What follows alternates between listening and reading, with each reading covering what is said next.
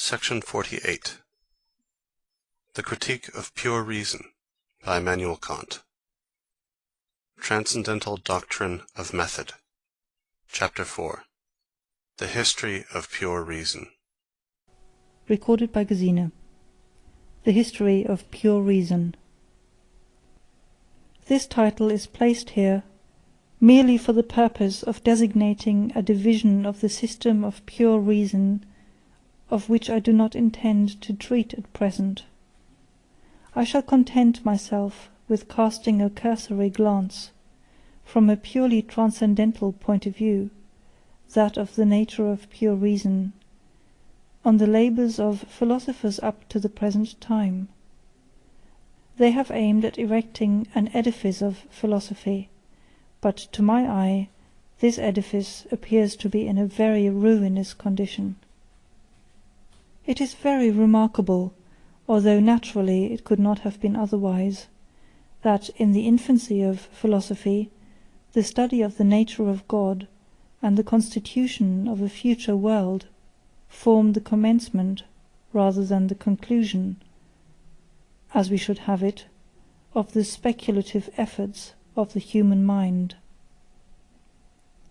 However rude the religious conceptions generated by the remains of the old manners and customs of a less cultivated time, the intelligent classes were not thereby prevented from devoting themselves to free inquiry into the existence and nature of God, and they easily saw that there could be no surer way of pleasing the invisible ruler of the world, and of attaining to happiness in another world at least, than a good and honest course of life in this.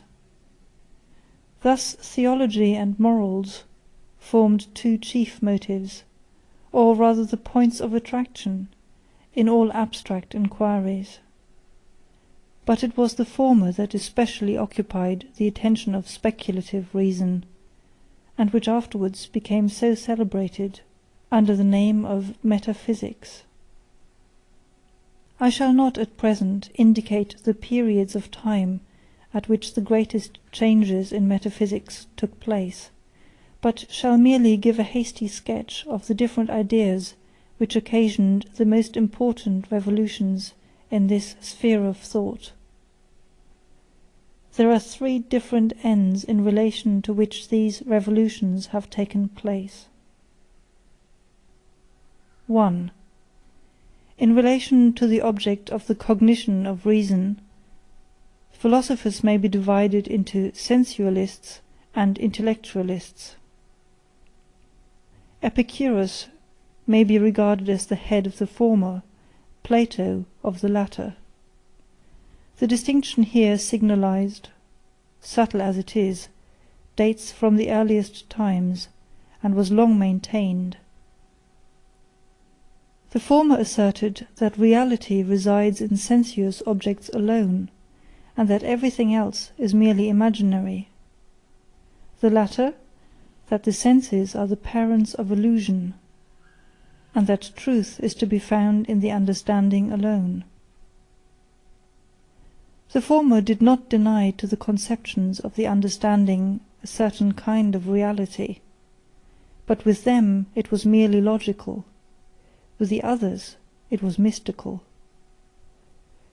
The former admitted intellectual conceptions, but declared that sensuous objects alone possessed real existence.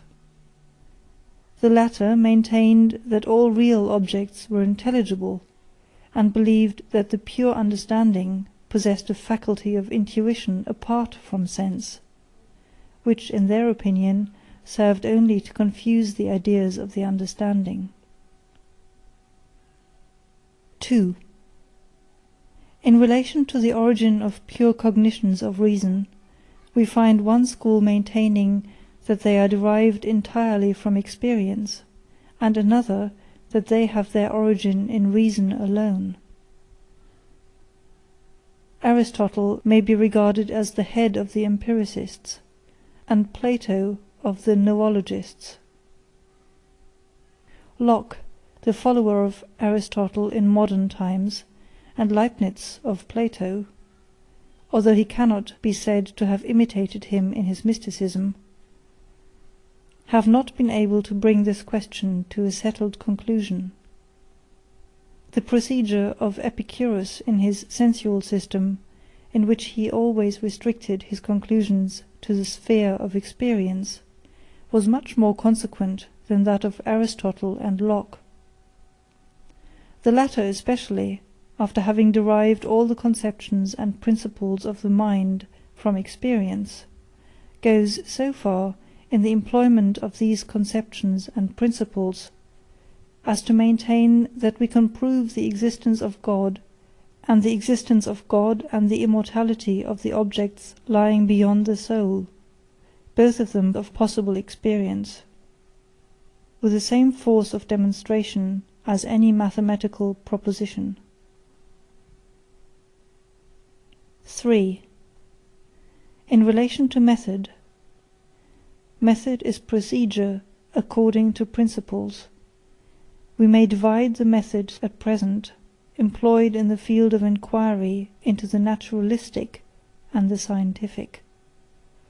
The naturalist of pure reason lays down as his principle that common reason, without the aid of science, which he calls sound reason or common sense, can give a more satisfactory answer to the most important questions of metaphysics than speculation is able to do.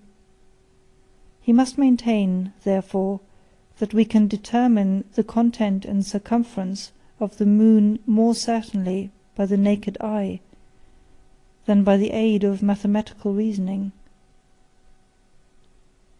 But this system is mere mythology reduced to principles.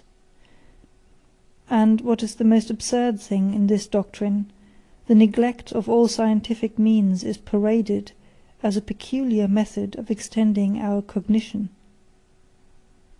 As regards those who are naturalists because they know no better, they are certainly not to be blamed. They follow common sense, without parading their ignorance as a method which is to teach us the wonderful secret, how we are to find the truth which lies at the bottom of the well of Democritus. Quod sapio satis est mihi, non ego ciro esse quod Arcesilas eram nosique solones.